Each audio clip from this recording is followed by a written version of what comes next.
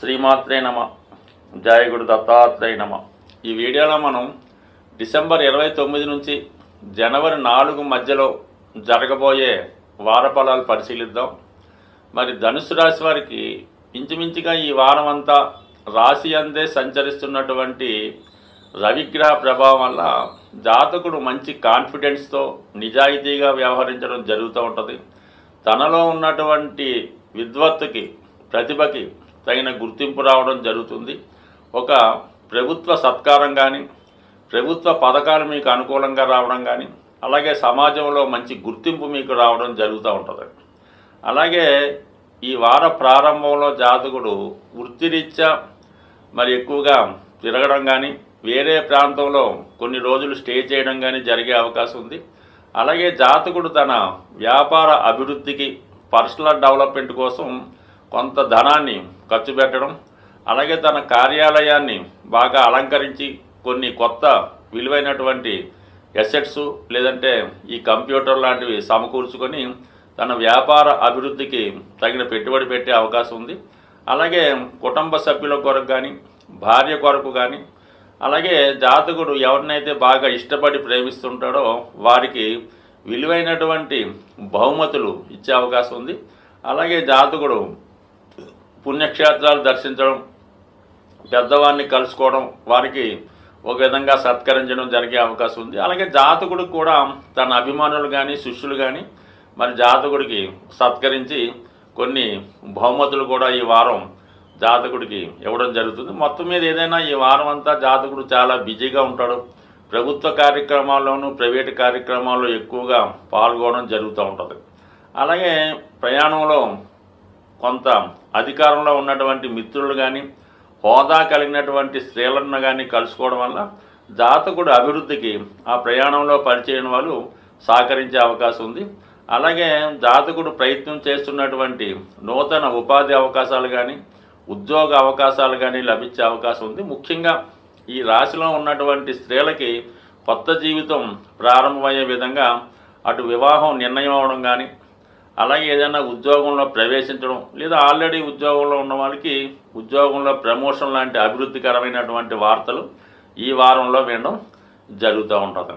అలాగే చాలా వరకు గృహంలో ఉన్నటువంటి కొన్ని చికాకులు ఈ వారంతో తొలగి గృహంలో కొంత ప్రశాంతమైనటువంటి వాతావరణం ఏర్పడే అవకాశం ఉంది. బట్ అలాగే మరి గురువు 6వ స్థానంలో ఉండడం వల్ల ఆరోగ్య విషయంలో చాలా వరకు జాతకుడు జాగ్రత్త తీసుకోవలసి ఉంటుంది.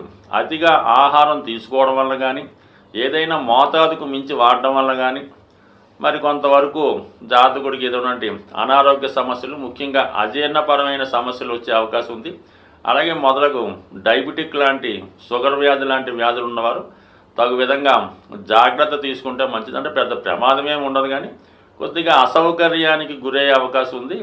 మొగమాటం వల్ల, వేరే కారణాల వల్ల కొద్దిగా అతిగా ఆహారం తీసుకోవడం వల్ల కొన్ని ఇబ్బందులు కూడా తలెత్తే అవకాశం ఉంది. కాబట్టి మరి ఎక్కువగా ఈ వారం జాతకుడు బయట తిరగడం, బయట ప్రదేశాల్లో ఉండడం, అలాగే గెస్టుల ఇంటికి వెళ్ళడం, వివాహ వేడుకల్లో పాల్గొనడం వల్ల ఈ విధమైన ఆహార విషయాల్లో కొంత తేడా వచ్చి ఇబ్బంది పడే అవకాశం ఉంది. ఆర్థిక విషయాల్లో జాతకుడి యొక్క సంపాదనలో గతం కన్నా కొంత రెట్టింపు అయ్యే అవకాశం ఉంది. కొన్ని కొత్త అగ్రిమెంట్ల ద్వారా కానీ, కొత్తగా ఏదైనా ఏజెన్సీ తీసుకోవడం కానీ, ఏదైనా తన వ్యాపార సామ్రాజ్యాన్ని విస్తరించుకోవడం జరుగుతుంది. అలాగే తన కార్యాలయంలో సిబ్బందిని పెంచుకోవడం, శిష్యుల్ని ఏర్పాటు చేసుకోవడం జరిగే అవకాశం ఉంది. మొత్తం మీద ఈ వారంలోనే మరి జాతకుడు 2025వ సంవత్సరంలోకి ఎంటర్ అవుతున్నాడు. కాబట్టి మరి ఈ రాబోయే 2025 సంఖ్యాశాస్త్ర ప్రకారం ధనుస్సు రాశి వారికి చాలా అనుకూలించే అవకాశం ఉన్నది. దాంతో అటు వ్యాపార విషయంలోనూ, భార్య విషయంలోనూ కూడా అనుకూలత ఏర్పడుతుంది. ముఖ్యంగా వివాహ ప్రయత్నాలు చేస్తున్న వారికి, విదేశ వ్యవహారాల్లో, అలాగే దూర ప్రాంతంలో తమ కార్యకలాపాలు చేద్దాం అనుకున్న వారికి ఇది అనుకూలంగా ఉంటుంది. ముఖ్యంగా ఆధ్యాత్మిక రంగంలో కానీ, విద్యా, ఉపాధ్యాయ, వైద్య, న్యాయశాస్త్ర రంగాల్లో ఉన్న వాళ్ళకి వారి యొక్క పలుకుబడి, పేరు రెండూ పెరిగే అవకాశం ఉంది. జాతకంలో ఉన్నటువంటి దోషాలు తొలగించుకోవడానికి, గ్రహాలు ఇబ్బంది పెడుతున్నప్పటికీ వాటి యొక్క పరిష్కారానికి కూడా ప్రతి సంవత్సరం, ప్రతి నెల, ప్రతి వారం కూడా ఏదో ఒక అవకాశాన్ని మనకి భగవంతుడు కల్పించడం జరుగుతూ ఉంటుంది.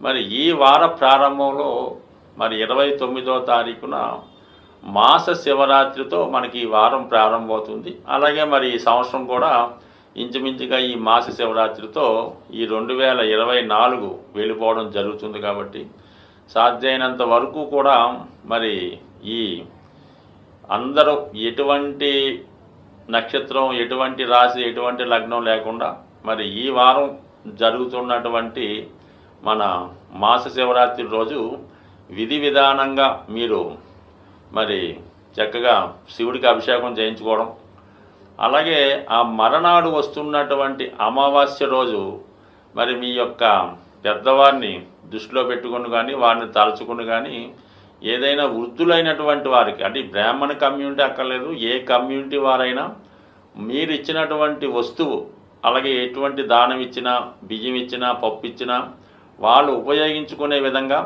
అది తీసుకునేది కూడా వాళ్ళు చాలా ఇష్టంతో తీసుకున్న వారికి మీరు ఈ అమావాస్య రోజు మీ పెద్దల యొక్క పేరుతో ఏదైనా వారికి భోజనానికి తగినటువంటి ఆహార పదార్థాలు ఇవ్వడం వల్ల ఏంటంటే మీ పితృదేవతలు కూడా సంతోషించి ఈ అమావాస్యలో చేసే ఈ మంచి కార్యక్రమం మీకు రాబోయే సంవత్సరం అంతా మంచిగా ఉపయోగపడే అవకాశం ఉంటుంది. కాబట్టి ఈ 2 రోజులు కంపల్సరిగా మీ యొక్క స్థాయిని బట్టి విధి విధానంగా చేయడం చేయండి.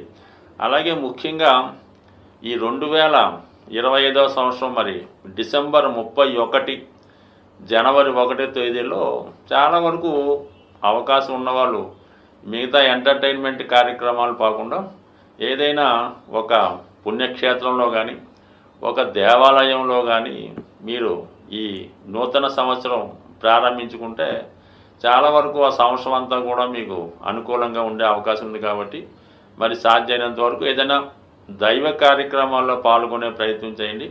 సరే, పిల్లలు యువకులు ఎలాగున్నా సరే కనీసం పెద్దవారైనా సరే కొత్తగా మీరు ఈ 31st రోజు ఏదైనా ఒక ధ్యానంలోనో, ఒక భజన కార్యక్రమంలోనో, ఒక పుణ్య కార్యక్రమాల్లో చేయడం వల్ల చాలా వరకు రాబోయే 2025వ సంవత్సరం మరి ఎక్కువగా మరి స్త్రీల యొక్క ఆధిపత్యం కొనసాగే అవకాశం ఉంది. అంటే 2025లో 2 రెళ్ళు వచ్చాయి కాబట్టి ఇవన్నీ కూడా స్త్రీల యొక్క ఆధిపత్యం ఆల్రెడీ మనకి 2000 సంవత్సరం నుంచే స్టార్ట్ అయ్యి అది 2020 నాటికి చాలా పీక్ పొజిషన్ చేరింది. అంటే ఇంచుమించుగా వివాహానికి అమ్మాయిలు దొరకని పరిస్థితి ఏర్పడడం జరిగింది. మరి 2025 ఇది కూడా బుధుడు కూడా యాడ్ అవడం వల్ల చాలా వరకు ఈ సంవత్సరం ఉన్నత ఉద్యోగాలు, అలాగే వివాహ విషయాల్లో ఆధిక్యత కూడా స్త్రీల పెత్తనం, స్త్రీల ఆధిక్యత సాగే అవకాశం ఉంది. మరి ఏదైనా ఎవరి పెత్తనమైనా ఎవరి మంచి అయినా మరి మీరు ఎంతగా ఈ విష్ణుమూర్తిని, పార్వతీదేవిని పూజించుకోవడం వల్ల రాబోయే 2025వ సంవత్సరం ప్రతి ఒక్క కుటుంబంలో ఆనందంగా సాగే అవకాశం ఉంటుంది. కాబట్టి ఏదైనా విష్ణుమూర్తి ఆరాధన చేయడం, తులసి చెట్టుని పెంచడం, లేదంటే కనీసం డిసెంబర్ 31, జనవరి 1వ తారీఖులో తులసి మాతకి సరైనటువంటి సదుపాయాలతో పూజ చేసి ప్రదక్షిణ చేసి ఆ తులసి కోటలో ఉన్నటువంటి కొంత మట్టిని మీరు బొట్టుగా పెట్టుకోవడం వల్ల చాలా వరకు మీకు ఈ భూదేవి అనుగ్రహంతో మరి 2025లో చాలా వరకు సొంత గృహం కావాలనుకున్న వారికి ఏర్పడే అవకాశం ఉంటుంది. స్వస్తి.